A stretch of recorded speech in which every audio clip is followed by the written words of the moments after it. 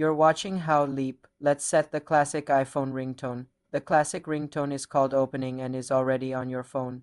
Open the settings app on your iPhone. Scroll down and tap sounds and haptics. At the top of this menu, tap ringtone. You will see a list of all available ringtones. Scroll through the list and find the one named opening.